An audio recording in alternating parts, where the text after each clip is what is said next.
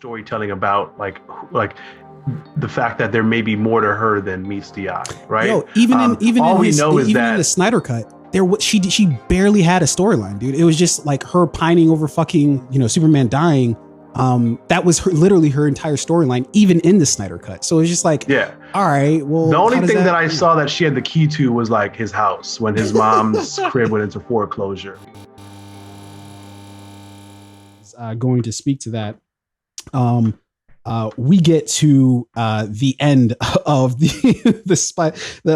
Snyderverse, grand opening, grand closing, as you will. So basically, Snyder talked about kind of what his what the plan was, and whenever somebody lets something like this out, this shit is over because you can't tell you can't tell people what's going to happen and then like go do the fucking thing. No, like you're letting the sauce out here. Basically, he talks about how this is supposed to be the part of like a 5-part trilogy. I don't know what the fuck that means. That's a head scratcher. How do you have a 5-part trilogy? It's a trilogy. There's 3 things. Do you do you multiply the 3 by the 5, or is it 1 like third to the by 5th power? 2. I don't know. I'm lost. 5-part trilogy. This is why. Jesus. I always love math, but started hating it out of there. It makes no sense. Yeah, this is the kind of math problem they give me in fucking like calculus. Like 5-part trilogy, and I was just all right. So you have to solve for X in that equation to figure out how many movies they're gonna make moving forward. So he basically talks about how like basically Lois Lane, she's like, it's like what the Flash was, from Batman vs Superman, how Flash was like, oh, Lois is the key. Basically, Darkseid comes to Earth, and Superman tasked Batman with protecting Lois. He fails somehow, and Lois gets killed by Darkseid or whatever, and then somehow Superman succumbs to Darkseid because he's mad about Lois's death, which is why we get to all these fucking apocalyptic scenes of them and shit. I don't know. That all sounds kind of stupid. I'll be perfectly fucking honest with you. The reason why I love the Marvel universe is because they took their time and they made us care about the characters, right? Forget all these glitzy, glamoury sort of like storylines, but they really like a major part of, at least for me, for seeing Endgame was seeing the resolution between Steve Rogers and Tony Stark. I wanted to see those two patch up their relationship because like, fuck, man, like, but it's because of the built up animosity through like 3 or 4 different movies. It wasn't just like and something not trivial, but something as cliched as you let the person I love die. So therefore, what they were arguing about was something that was essential to them, right? As superheroes, do we have the right to just run around doing all the shit that we want to do? Or do we have some sort of responsibility? Should there be a leash on us, And it was that fundamental difference between the two of them. And that storyline is seeped into like every inch of their characters, right? And it was like you could see that being them. With this, it's like a weird like soap opera, superhero soap opera shit of just like you did something, so there I'm mad, and now I'm gonna revenge, yada. And it's just like you have all these millions of dollars, and this is what you're gonna do with it. This is the shit.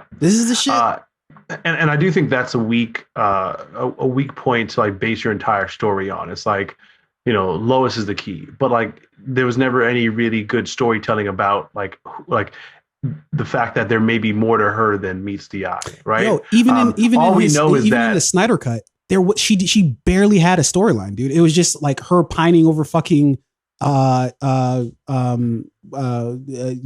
dying.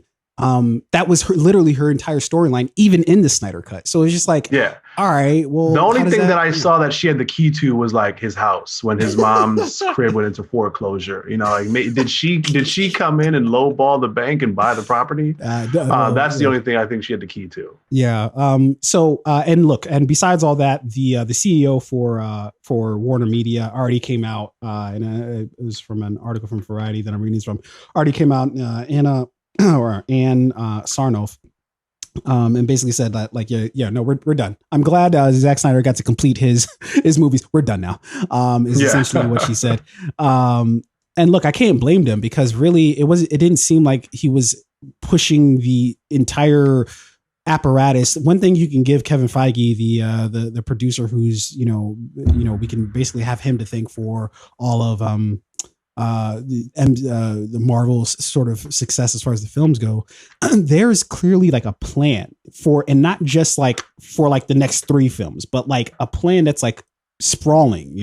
They took how many, like it was like 20 some odd movies that they I had think 22 total films that they used to get up to Endgame, man. That's a fucking plan, man. That's an entire universe right there. It's not just like let's do 3 movies and then be like, all right, we're here, Yeah, it sounds like this like 5-part trilogy thing. Like they were gonna like make it up as they go. Like otherwise the studio may have like bought into it. But for the studio to just, as soon as the Snyder cut gets released, for them to just say, yeah, we're done, must mean that like there really wasn't like a plan in place, as well as like a financial plan to say, how are we going to make these films?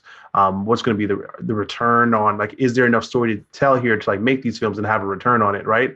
For them to just say, no, we're done and walk away from it must mean that like it just, whatever was supposed to be there, whatever Kevin Feige had, whatever Marvel had, wasn't there for this DC universe. Yeah. Either way, it's in the dustpan of history.